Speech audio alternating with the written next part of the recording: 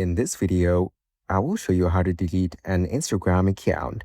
If you find this video helpful, please like and subscribe. To get started, first of all, open up the Instagram application on your phone. You will then be taken to the Instagram homepage.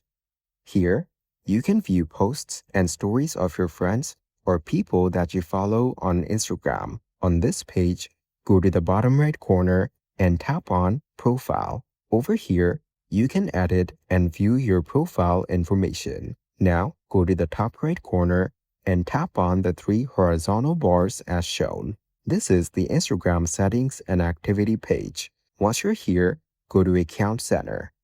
Scroll down to the Account Settings section and tap on Personal Details.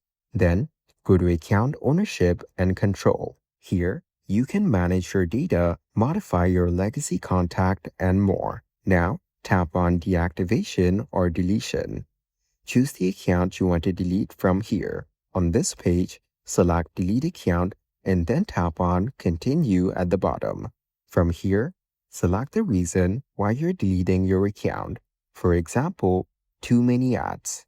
Then, tap on Continue at the bottom. Now, tap on Continue again. Here, re-enter your password for your security and then tap on Continue to proceed with your account deletion. And that's it.